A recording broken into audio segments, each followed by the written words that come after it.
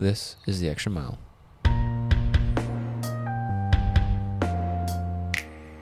Hi, everybody, and welcome back to The Extra Mile. I'm Justin Duncan. I'm here with my favorite co-host, the G5. Hi, George. How are you? Man, we are back. Happy New Year. Yes, we're back from our break. I'm glad you guys are listening in. Hopefully we can bring you new content, new conversations to help you either find faith or grow your faith and, of course, go the extra mile, as is in the name. But we have a special guest with us. We have Sam Wyatt. He's awesome here at Milwaukee. He's just a member and a deacon and been here a while, and it's been awesome getting to know him, have a relationship with him. He's one of the most smartest guys, I think, very articulate, and we really appreciate everything he does. But he went on a mission trip not too long ago to Europe, and we wanted to gain his insights, and he was talking about apologetics and what he learned from there and what we can learn from him. And so, Sam, how you doing? Tell us a little bit about yourself, or those that are listening. Yeah, I'm doing good. Thanks. And thanks for having me on. Yeah. Appreciate you reaching out to You're me. always welcome. Well, thanks. Yeah. I've been with Milwaukee Avenue for 18 years in August, and got a little bit of a history with the brethren here from when Reese Air Force Base was open. My dad was in the Air Force, so we moved around every 4 years, and I finally settled in Lubbock.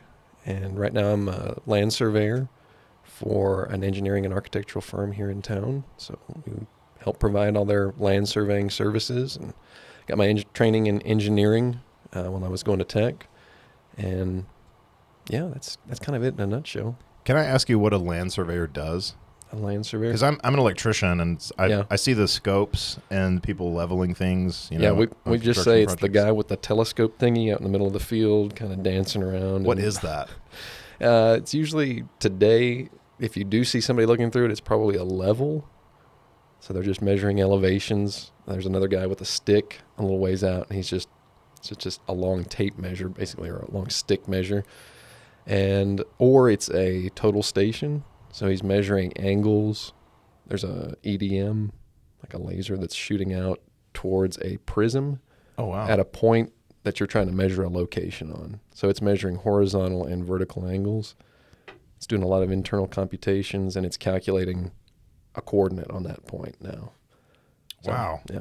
So I know GPS because I do a lot of my work has to do with taking GPS measurements of houses for solar and stuff like that. How can you take like a city that was before GPS satellites, like let's say Paris, and so you look at a map of Paris and it's just a whole garbled mess of garbage, and then the Champs-Élysées is just laser straight. How do you do that without GPS?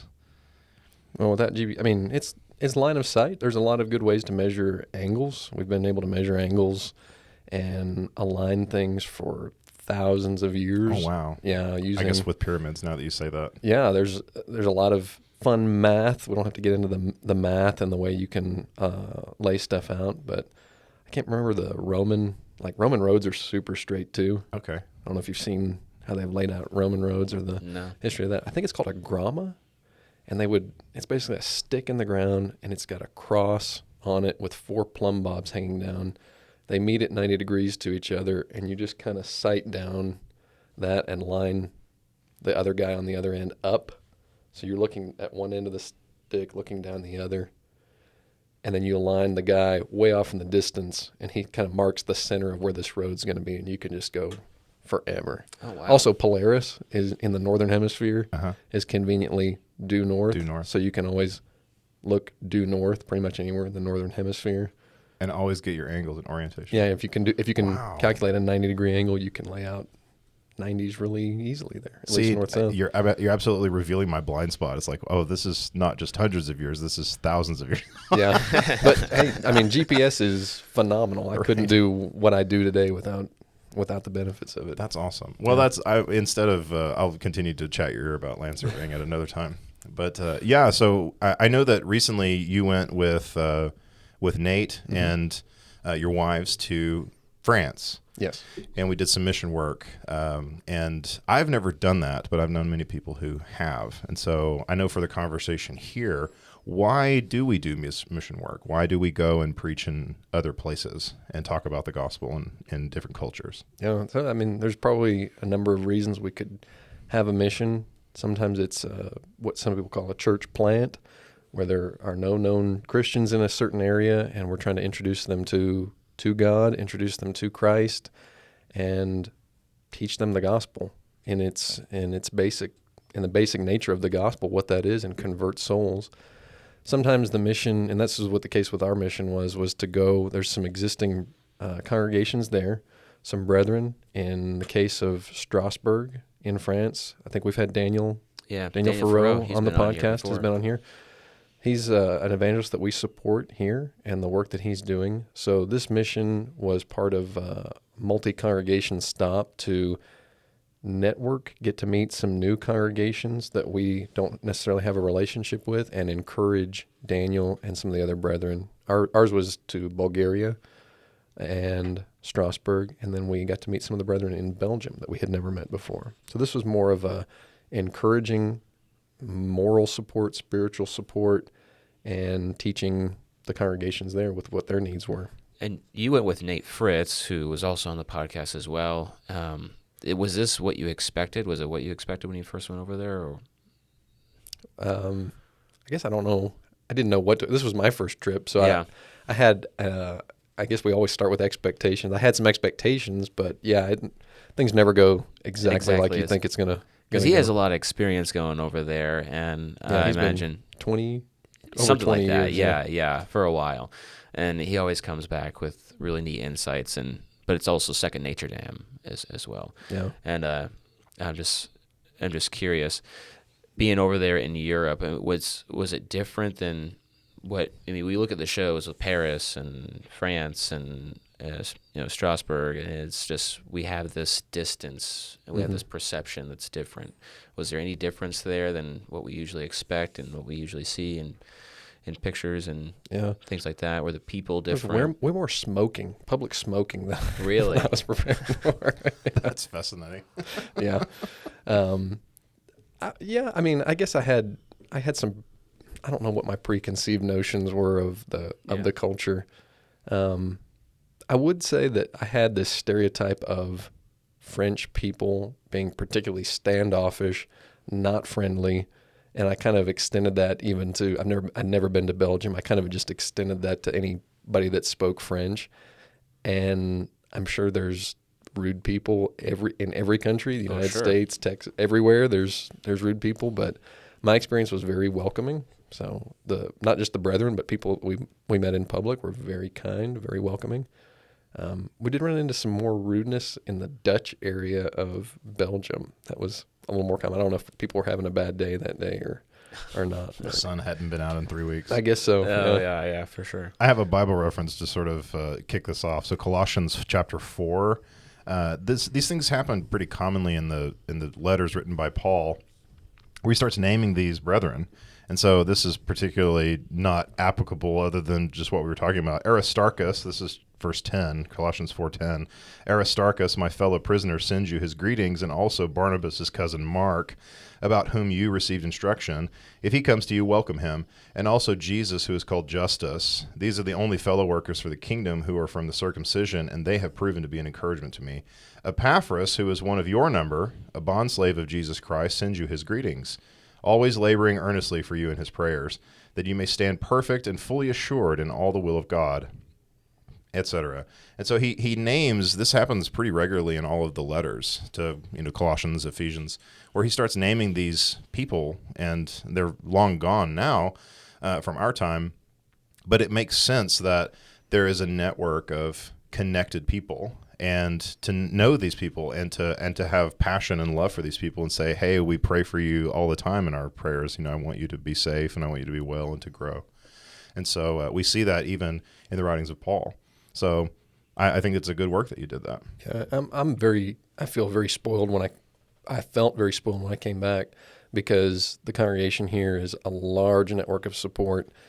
We're also, the United States it's easy to find Christian community and Christian culture to influence you, but that's not the case necessarily in the cities that we were visiting, where the congregations are much smaller. It's easy to get discouraged, and people that are trying to do the right thing and serve God, we hope that it's a big boost to their encouragement, increase their resolve, strengthen that resolve to keep following Christ. That their family is bigger than just what they see necessarily every Sunday. And to actually see you and hear you talk is I bet that's really encouraging, because I can get pretty lonesome when, that's kind of how Elijah felt. He felt like he was all alone. He was the only one. And God was like, no, there's a few more. Hundreds more. Yeah.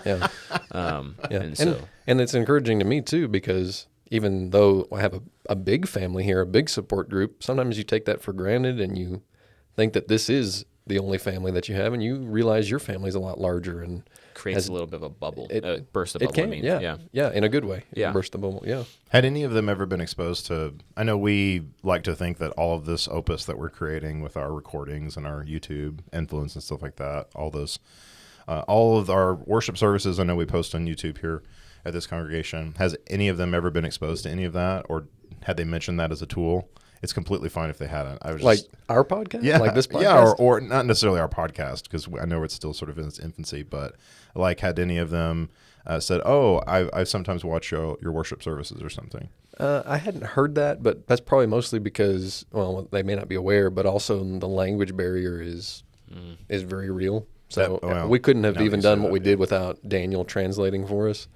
And when we were in Bulgaria, the same thing. We needed a translator. It's I have a lot of appreciation for the people that learn the two languages and can help out, because these are not simple things that you're trying to translate.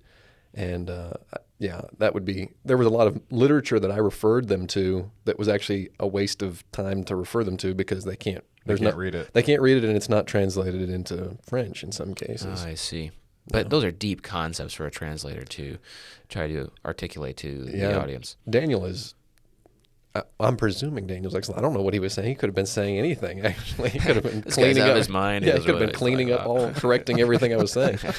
But a good translator is able to, my understanding is you can't do a word-for-word translation of what I'm saying in English. He has to hear what I'm saying, understand the concept, flesh out figures of speeches that don't make sense, and then bring it to the listeners in a way that they can understand the idea more than anything. Now, so when my brother-in-law he preaches for the Spanish church here in town, so he'll do bilingual often and speak in English or Spanish and then English. Does that double the time? For us, it was double. For me, it was double the time, because every sentence that I say sometimes was more than one sentence in translation, but then you also have to stop, give the translator time to think, and then respond. And if you have questions and answers coming from the group, then it at least doubles the time. Does that make your presentation easier or harder? How's that different? It's just different. It was just different for me. I'm used to getting in a train of thought and kind of getting in I don't know if a groove, but a zone where I'm speaking and my thoughts are really flowing when I'm speaking, and it's stilted. You present a thought and then stop, and then try not to lose your place, and then move on. So notes were super. I had to have my notes laid out, or I would have forgotten where I was just from the delays. That's interesting, man. Now, I'm sure there was a lot of, I don't know how many people there were, but I'm sure there was a lot of people with different backgrounds and things like that. Were you talking to Christians and non-Christians as well? That was one of you were talking about stereotypes. I think, I don't know if it's a stereotype, but in my experience, growing up, I was raised by Christians, grew up around Christians, grew up going to church, attending worship, attending Bible classes, and the people that would attend those were believers, almost exclusively. I don't know if your experiences were similar, and maybe this is just a United States thing, or it's, maybe I just have a more closed circle than a lot of other people, but I expected the same thing. I expected this to be mostly a congregation or an assembly of believers, and the people that aren't believers are not going to be there because they're not interested in it. But that was actually the opposite where we went in Strasbourg and Belgium. In Strasbourg, I believe on Sunday, at least it was close to half were not believers at all, but they were just interested they had a relationship with Daniel and his wife Tammy, so they were friends of Daniel and Tammy, and they're just interested in these religious concepts. They're interested in getting more facts. They're interested in getting Daniel, Tammy's, the Christians' perspectives on things, and they're listening. Is it just an intellectual interest? Is it, I trust Daniel? Are they there every Sunday? What is... I don't know if I could speak to how often they're attending, but there's definitely, it's relational based. Mm-hmm. So they are interested in it because they're interested in Daniel and the relationship they have with Daniel. There's been some support. There's been some level of trust established there, which is a lesson. That was a lesson for me. That was eye-opening. Like, I need to be establishing deeper connections with the people in my life instead of just closing off and saying, grouping you know, you're not a believer. You wouldn't be interested in hearing this. Interesting. He does not take that approach at all. That was a great lesson for me in that. And then also, I'm sure there's some intellectual interest in some of these things as well. Right. Now, I always ask because everyone talks about, at least in the academic circles, how France is peak of whatever, you know, the forefront of thought or philosophy. And it makes it a stereotype that French people are always interested in other people's opinions. But Daniel told me, he said, hey, just so you know, he asked me to present some basic thoughts on apologetics. I'm not a master at apologetics at all. You know, I've read a little bit. I think we all need to be interested in apologetics, and we all need to understand something about apologetics. My opinion is every Christian needs to be able to defend why he believes, why they believe what they believe. I think every Christian needs to have reasons for that. And so Daniel asked me to present some of the reasons that I believe and present a few thoughts on particularly scriptural evidence, maybe archaeological evidence, scientific evidence, or reasoning. It's not necessarily evidence, but what is there? Is it logical? Is it reasonable to believe that the Bible is the Word of God? Is it reasonable to believe that there is a God? Is it reasonable to believe that Christ existed, lived on this earth? Is it reasonable to trust the gospel accounts? And so that was what my lesson and my thoughts were based on. I'm trying to remember what the question you had. Oh, one of the things was that he said, just so you know, he said, you're going to get a lot of questions. They're going to want to debate you.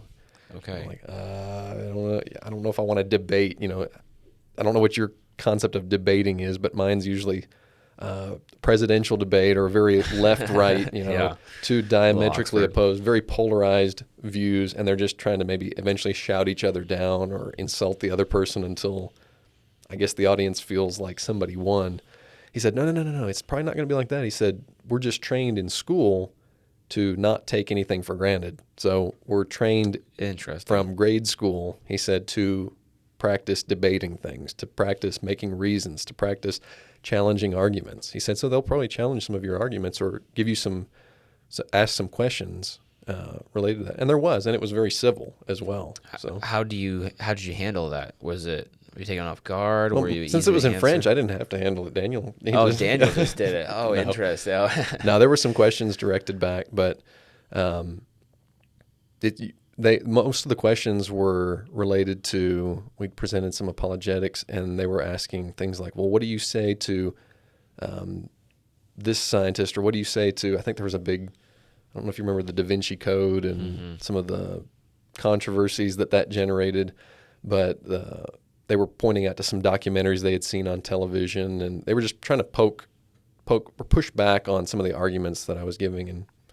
And Daniel handled most of that because I couldn't respond live. I couldn't respond live. I couldn't respond fast enough to it. But a lot of the arguments came back to there weren't a lot of arguments because they hadn't actually been forced to think. They hadn't been asked some of the questions that Daniel and then that I was asking about that. So sometimes you can control I think Satan does a good job of trying to control the lens that we look through, that we ask critical questions about. He controls what type of critical questions and what we want to criticize. I have a family member, extended family member, doesn't live here, and online this person is really fond of, not a believer, and would consider my religious views very superstitious, and does not really want to deal with the questions that I'm asking, or questions that I would ask, but instead wants to go find somebody like a flat earth society person and just kind of shred this person and say, and see, these people are sometimes religious too, or this person has some really bad archaeological evidence that they're claiming supports their case for Christ, and it is. It's junk. It's junk art. It's just completely made up, and they like to rip that person. And so we make straw men. Satan's really good at making straw men out of other people and bad arguments because it's easy. It's easy. Yeah. Do you remember in those debates, like something that sticks in your mind from remembrance? Oh, it's interesting that this person kept asking this, and yet there was a lot of animosity towards the Catholic Church as a political organization. I mean, I think that was because the Catholic Church has shown some corruption historically in Europe, in France, and maybe even currently. And because there's controversies there, I think that this person was using that, looking back through history and saying, this, what you're claiming to believe is no different than this bad history here. So kind of throwing the baby out with the bathwater at the time. Yeah. Man, there's so many directions I want to go, but we'll just have to do multiple parts. Yeah, we'll just have to do multiple parts. We should probably get into some of the material that you were covering. I mean, how do you even start? Because you're talking to people that are in France. You're talking to people who are different. I imagine it's different than setting up a lesson to talk to people here. How do you even set that up, for one? Yeah. Well, my first direction I took was I thought, well, I'm going to be speaking to Christians. These people already believe. And so I wanted to make a lesson on what apologetics is and why that's important, like I said earlier, to every Christian, why every Christian should be engaged in apologetics. We keep using that word. Can we define that for our listeners? Yeah. Apologetics, to give an apology, sometimes we think that's to apologize for or to, we use that word apologize, so it's like saying I'm sorry sometimes. I'm sorry for what I believe. That's not what we're saying. We're saying make a logical, reasonable case for something. So apologetics is the process of making a reasonable, well thought out, logical, sometimes it's a legal case for a particular belief or a particular conclusion. Okay. So, and we're doing that with the Bible. Yeah. In fact, I didn't write it down, so I'll have to read it. 1 Peter 3, verse 15 was my thesis text for everything. 1 Peter 3:15, but in your hearts honor Christ the Lord as holy, always being prepared to make a defense to anyone who asks you for a reason for the hope that is in you, yet do it with gentleness and respect. So that's the idea of apologetics contained in there. It's not that you need to be able to answer every question that anybody could ever have about anything related to religion or the Bible or you don't need to be able to answer every question about evolution, for example, which I believe is a world philosophy before it's a scientific theory. That's my personal thoughts on that. You don't need to be able to answer every archaeological question or answer every evidence question about texts, Greek manuscripts. You don't need to be able to answer all that. You need to know for yourself why you believe this is the way things are, why you believe God is, why you believe what the Bible says. You need to have a reason for that for yourself, and you need to be ready to share that with other people. Christianity, as I understand it, is the only, I don't know if that may be too bold of a statement, the only religion that not only encourages its believers to question why they believe what they do, but it's actually requiring it. So that's completely different from most world religions that you have. You have this mistaken notion of faith is stop asking questions and just accept this. Do you guys like the X-Files? Yeah. I like the X-Files as a show. And one of the main characters, Fox Mulder, has got that poster on his wall that says, I want to believe. Mm-hmm. I want to believe. That's that lingering doubt there. The Christian doesn't have that poster saying, I want to believe. I close my eyes and I just really hope this is true. It makes me feel good. Sounds right. This many people couldn't be wrong. Those are not good reasons. I love the singing. Yeah, exactly. Yeah, I'm a follower here because maybe my family is a follower, or this is my culture. No, a Christian is actually demanded. It's demanded of us to have a reason, and it needs to be a good reason for us. And the Bible lays out good reasons, and the Bible lays out examples, I think, in the book of Acts of Paul and other apostles, other disciples, reasoning with people to persuade them to believe. I think that's how we ought to operate in our one of the ways we need to operate with our evangelism. So here's a pet peeve of mine when it comes to apologetics that always kind of frustrated me is it seems like it's always on the defensive.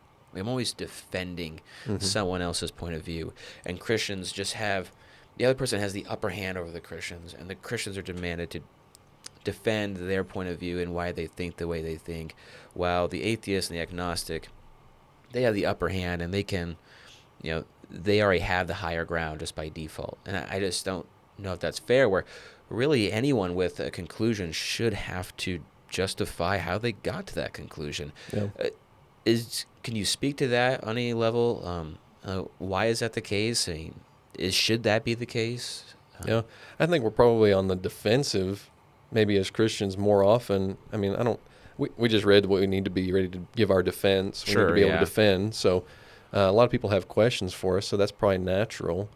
I would say that if we find ourselves constantly being attacked, maybe it's because we don't have very many good reasons ourselves. Maybe we're not firm enough in our own beliefs for why we believe what we believe. But also, I mean, I think we read there too that we're to do it with gentleness and patience as well. That's completely counter to the way the world operates and the way the world wants to insist on. The world likes to insist on beliefs, maybe coerce you into believing something, coerce you, persuade you, pressure you into, not persuade, just pressure you into going along with something. And some religions, sometimes versions of Christianity push, but I think apologetics is a persuasion. I don't know if that's answering your question or if... No, it does. It was always fascinating because I watch debates, and it always just seems like, there's a Christian again on the defensive, and the burden of proof is never shifted. Is all. Yeah. I mean, it's. I think it's good for us to ask, to turn that script and ask why maybe a non-believer is so confident that these things are false. Right. Yeah. Right. Yeah. So before we go on, I have a great Bible reference. Go, man. I'll just put it in here. We'll interject it. It's Acts 24:24. And it speaks exactly what you were talking about, Sam, where basically Paul has been arrested under the Jewish council's authority, and he's being presented to the Roman governors and the Jewish governors, and he's making his way up the hierarchy to where he appeals to Caesar. Spoiler alert. So Acts 24:24, it says, "But some days later Felix arrived with Drusilla, his wife, who was a Jewess, and sent for Paul and heard him speak about faith in Christ Jesus." And this is the crux of it. 25. "But as he was discussing righteousness, self-control, and the judgment to come, Felix became frightened and said, 'Go away for the present. When I have time for you, I will summon you.' And at the same time, too, is hoping that money would be given by Paul like a bribe, et cetera, et cetera. But that verse sticks out, verse 25. He was discussing righteousness, self-control, and the judgment to come. So it's very rational in our way of thought. And you could even make an argument that, it might be influenced by Stoicism or vice versa, how Stoicism is actually from God and, self-control would be, as opposed to the Epicurean thought of, let's just indulge in life because this is all we have, et cetera, which we see a lot in our time as well. Yeah, my version actually says he reasoned with him about those things. So, yeah, it's the same. Okay, great. Yeah. What version do you have? I use the English Standard Version for one of my stuff. What are you using? I have no idea. I've been reading the New American Standard just because that's what I did for the recordings. Yeah. And then I know recently we talked about me going again and re-recording the English Standard if they'll allow me to do it. Yeah. There's a copyright thing whenever you do recordings. The ESV has some good verses. Like sometimes I really like the way ESV sounds, but That's then cool. Some other times I absolutely hate it. It's just backwards. Why do you hate old it? English. Oh, really? Yeah. For example, a good example is Psalm 37. It says, "Fret not yourself." All right. There's other examples too, but that's just an easy one. It's just backwards. It's not the way I would say it. It's not the way that I would hear it. Yeah, it's just like I hate it. It's not the way I would preach it. So other translations just switch it around, and there's other examples too where the ESV just does that. I imagine because they're making a literal translation. See, I grew up with the King James Version, and when I switched to the New American Standard, it read so much easier, and it was more conversational. And even then, there are words that I have to look up. What does that word mean? look it up. Oh, that's what it means. And so I learn a new word. And I enjoy that process. I know a lot of people would be put off by that, but do you think that the readability of it, I've never used it. Yeah, I mean, for me, I grew up doing New King James, and then we had the American Standard Version, which it's like one of the, if I'm remembering right, I could be wrong about this, but it's one of the first versions to just, instead of using the Lord, it would just translate it Jehovah. When it's God's name in the Old Testament, Jehovah. So we did American Standard Version for a while in my family while I was a teenager, and that still had a lot of the more archaic these and thous and that. So when I found the English Standard Version, I found your version. I found my version. Isn't that amazing how it's almost like you're shackled to, there's this language barrier, almost like you were talking about with almost French and English, where I don't understand what any of this says. Yeah. And then you find a version that's written in the language that you understand in your vernacular, and it really comes to life. And that was my experience as well. I wonder if that's the same thing with French. If obviously there are French translations of the Bible that I know nothing about. Yeah, I don't know a whole lot about them. I do know that there are some, just like there are older French translations that are very difficult to access, not get a hold of, but it's not accessible for most French speakers, is what I've been told. It's not a vernacular. It's almost like King James. Yeah. Okay. Sometimes maybe even a little, if I'm understanding, a little more archaic, maybe. Oh, wow. Yeah. Beowulf type stuff. So you mentioned Catholicism, which I know is prevalent all over Europe. I mean, you can't throw a rock without hitting a cathedral that took hundreds of years to build, which architecturally is quite fascinating and musically. But I know that from my experience traveling to France and to Europe, Catholicism is either met with great welcome or great attestation, and it sort of creates that culture of, oh, I understand you're trying to defend this Jesus person, and okay, we'll hear you, but how do you attest for all of these atrocities for the last however many centuries? I'm assuming you met with some of that. Was there anything that you learned from your cultural experience there that, wow, I had no idea that a lot of these people had this issue? I'm just spitballing here, just curiosity. Yeah, no, I mean, I didn't realize how cultural it was. I grew up in my family. I grew up in a family that my mom came out of Catholicism, so she moved from Catholicism. My dad didn't grow up particularly religious, definitely from a believing family, but not extremely religious in attendance, the way he describes it. But so I grew up in a family that had, as adults, my parents had questioned their own beliefs, had tried to reason through these things, and were searching for answers.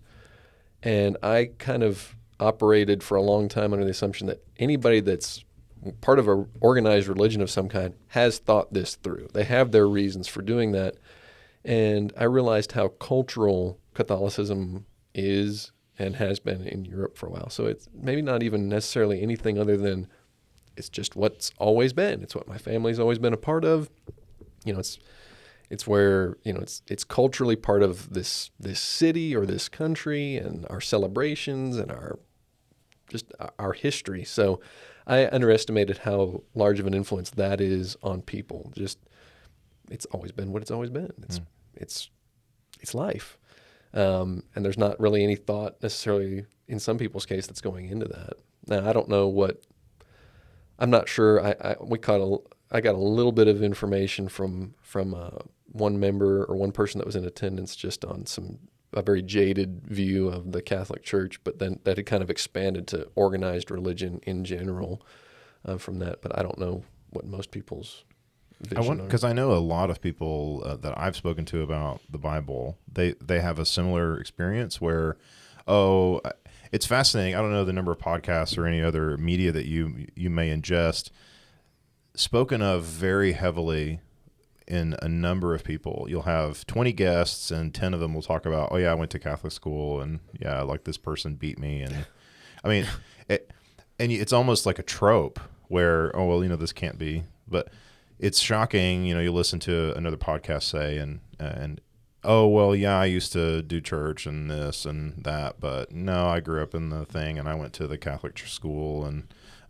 they made us go to services. And so it's really refreshing to hear you say, no, the Bible actually tells us we have to question, we have to reason.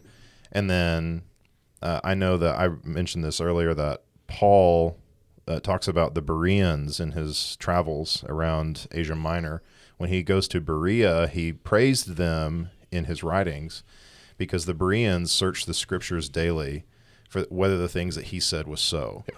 And so it's amazing to have that juxtaposed to, no, Christianity actually wants you to read and actually wants you to know and actually wants you to reason and find evidence and apply this in life. That's one of the reasons why we do the podcast, one of the reasons why we do what we do. Mm-hmm. So that's really refreshing. I'll stop talking. You're the guest. No, that's good.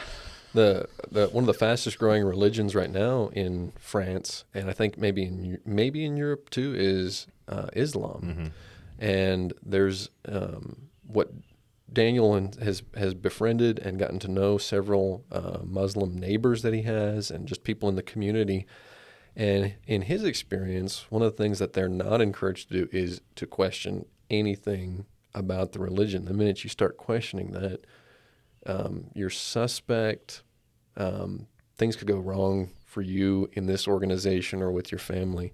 And so it's very much discouraged. And you see that even in some Christian sects and other things is, that, trust me, I'll take care of, you just follow along. And I think God reveals through scriptures that nothing could be further from the truth. He wants people's hearts. He wants our minds. And so that's going to be me being completely persuaded as opposed to coerced. Exactly. That's so well said. And growing too. I mean, Absolutely. I think that helps us grow. Yeah. We just see Thomas. I mean, he was growing. I mean, you still look at some of the apostles as well. Paul, he was growing as well. And he was discussing, as it says, he was reasoning with these people. And I think that's a good way to see an increase. And like you were saying, I like the idea of our mind and our body and our soul, all of it, exercising it, engaging in it, really making our faith more than just this blind inheritance, but rather something to actually attain and live by. Yeah, I agree. Since you were exposed to a different culture, would you say that culture has a large impact on Christian thought and Christian belief? Do the Americans get it all right? Do we have other things to learn from other people? I mean, these are probably way too many questions of just sort of some of the thoughts that I have in my mind. Where we talked with Coach Gomez because he traveled a lot with doing mission trips, etc. And from my experience traveling and meeting other people who don't speak English or maybe speak broken English, and we just sort of have to smile at each other and shake hands and hug and then go about our lives. It's always enlightening to see, wow, what I exposed in my experience going to Europe and traveling is that people love to smile and laugh, and that they want exactly the same things that we want. They want love and they want shelter and they have the basic needs, but they also love beauty and they love music and, they love laughter.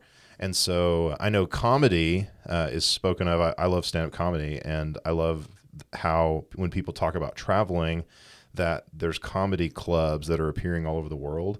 They don't speak English, but you'll go up there and tell your jokes and they'll laugh, just because people want to laugh. And then they'll have that translator thing experience like you're talking about, where they'll say a joke, translator translate it. Crickets. Delayed laugh, or crickets. And so it's fascinating whenever you see different cultures, how what I've determined is that, well, sometimes we don't get it all right, and so we have to question. And we have to say, wow, we can learn something from these people, or they can learn something from us here. Or would you reflect that in your experience? Yeah, I mean, I think that, I don't think Americans get it all right. I don't think we've got culture or society figured out well at all. But I don't think any one culture has a monopoly on that. I think there's just different. We're definitely divided worldwide. I was thinking about Acts 17 when Paul's in Athens, as part of, this is another example of reasoning, by the way. This would be an example of reasoning with people that aren't even believers of God as a whole. He starts off with talking about all these altars he's seen and the unknown God, and he uses that as his starting point to make a case for God, which is really interesting. But one of the things that he's talking about in there, if I can find it, that he is the unknown God, that you don't know him. Yeah. Yeah. This is one of my favorite chapters. Yeah. So he's in Athens, and let me find it real quick. I should have had this already looked up. No. So in part of his case in verse 26, he made from one man every nation of mankind to live on all the face of the earth, having determined allotted periods and the boundaries of their dwelling places, which is a really interesting concept. He's just pointing out, you recognize the world around you, and one of the things you can recognize is that we are all different, and there are boundaries. And sometimes the boundaries are lines on a map that are defended with guns, and sometimes the boundaries are our language and our culture and the way we think about things. And that's definitely the case, and that's highlighted a lot when you get the opportunity to go see and experience another culture. You realize they do not think about things the way I do. Politically, we think about things differently. And as you reason with some people, you actually may have some really good reasons for politically believing this way or philosophically believing this way. And I don't know that either one is right or wrong. It's just interesting that these are the virtues that you promote in your culture as a whole. But one thing that I walked away with is seeing how I don't know that Christianity has necessarily influenced some cultures more than others as much as Christianity unites people. I'm a brother to these other Christians. Yes. That's an encouraging thing. That means that Christianity or Christ's belief, or should be the family of God, actually transcends all these cultural boundaries that I don't think ever go away. That's the history of mankind since at least Babel, that there are going to be these boundaries from language, but Christianity transcends everything. There's some people I wouldn't have anything in common with were it not for Christ's blood. That's eye-opening to me. I don't know if that's where you were wanting to go with that, but that was my walk away from everything. Seeing the differences is just how much of an impact Christ's sacrifice makes on individuals' lives. So Christ should transcend our views, opinions on others, is what you're saying, right? Yeah, I mean, I think so. There's a lot of cultural issues going on even in Paul's day. There's a lot of political things. There's probably a lot of injustice going on and things that Paul could have been pushing for in his missions. He could have tried to change Roman politics or different political life even in Judea. But you look at for example, his and all the apostles, all the followers of Christ, their agenda is actually so much bigger than that. We're talking about helping people change their eternal destinations as opposed to this temporary stuff. They recognize the temporary for what it was. Christ looks way beyond that. Christ's mission for us looks way beyond that. So eager. The atheists don't like that argument because they want to see actual change. So they're saying that's pointless and worthless. And why didn't Paul talk about some of these things? For example, i.e. slavery, just shut that down and be an advocate and abolitionist, which is a good thing. He should be. But at the same time, it wasn't his goal was to reach out to both slaves and masters to bring them to Christ and search out and go for that larger goal. He said, if we I'm going to paraphrase, if we have hope in this life only, if this is the only place that we have hope, this is the only place we're trying to make a change, we're of all men most to be pitied. He would agree with that atheist's argument. If this is all that there is and this is the way I'm operating, I'm the most pitiful person in the world. But I think through his life, through his example, through the teachings that we see in the gospel, we see that it is a far bigger mission than sometimes we even want to give it credit. Taking that, speaking through apologetics, how do you make that appealing to someone who doesn't understand spiritual, eternal, why that's important? I think everybody does understand that. Do you think so? Yeah, because, God is there. God is there, and he wants men to come to him. It's our desire to not want to be God or not to want to be with him. And so we push God away. We choose ourselves other than him. Then that natural relationship exists and we destroy it. Mm-hmm. We are the inventors of evil. And so we have to go back to God. And that's why it says we are warring against God. That's why Jesus came to bring peace. Sam's the guest, but I have been working through that in my heart to say, why do I push God away when that's really what we do? Is we choose ourselves other than wanting to be with God. And so when you said that is multicultural, that is what transcends all of the barriers that have been put up, the oceans and the language and the culture and all of that. We all want to deep down be connected back to God. Yeah, Paul says that in Athens. One of the reasons he says that God set up these boundaries is verse 27, that they should seek God in the hope that they might feel their way towards him. I get the idea that that's they're groping around in the darkness, just kind of, they don't know what they're looking for. They're feeling around for something bigger than this life. And then he closes it out, yet he is actually not far from each one of us. Yes. And that is the condition that you're describing, I think, right there, is that we have God put eternity into our hearts. The Ecclesiastes writer tells us that is something hardwired into us, I think, to think about a life after this one, to think about life before everything that exists was, to seek those concepts out and to start feeling our way around this subject so that we can come to some answers. I think that's built into us. We unfortunately get deceived by a lot of things, yes. I think Satan's good at deceiving. I think we're good at letting our own sense of justice maybe sometimes get in the way of that.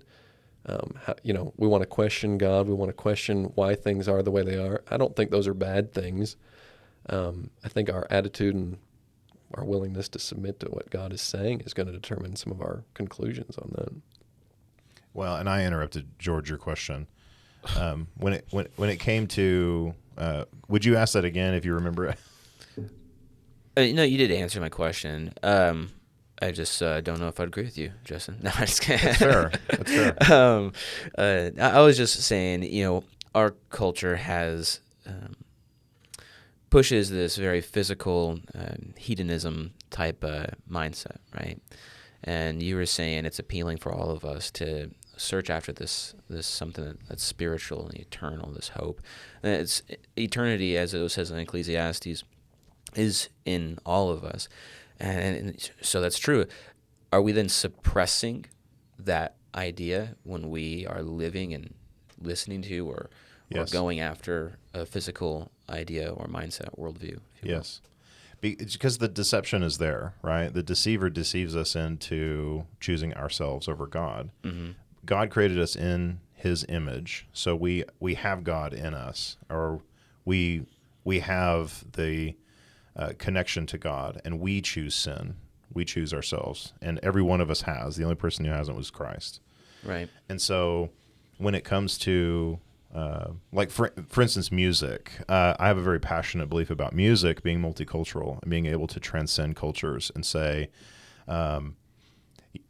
where you can subjectively experience a musical phrase, and it will more than most be appealing to the ear, and to say, oh, that was a very beautiful song, or what have you, and even transcend emotion. And if it were not that way, I think it would defy a lot of what the Bible tells us about the human condition, where we can be reached. Every person breathing on this planet right now can be reached by God. And we have to be reached because we're in the darkness. We choose the darkness to grope about, as he said. But God isn't far from us. So I would say when it comes to reaching out to different cultures, I think the question that George was asking was, would you reflect that experience is what happened when you were talking to these people about Christianity and about apologetics and defending your rationale of your faith? the culture, I mean, the individual, I don't want to just stereotype the culture. If you're in this culture, then this Sure. is the way you think necessarily. I think Paul and the apostles and Jesus himself as a teacher beautifully model reasoning, persuading, teaching, influencing. All those are great synonyms for what the gospel does to our lives. And they start where that individual is. So you see Paul is reasoning with Jews where he first goes to the synagogues, and he's going to start with what we have in common, right? We believe in this God of what we call the Old Testament. He believes in God's chosen people here. He believes in the law of Moses. He believes this is inspired. They all believe this. Starting with that, he's going to reason with them from the scriptures that Jesus is the Christ, right? So that's an example of starting where somebody is. When Philip finds the Ethiopian eunuch in the chariot, where does he start? He starts where the eunuch is, and he's reading scriptures, and he's puzzled by the scriptures. I don't know what this means. So we're starting at a place of ignorance.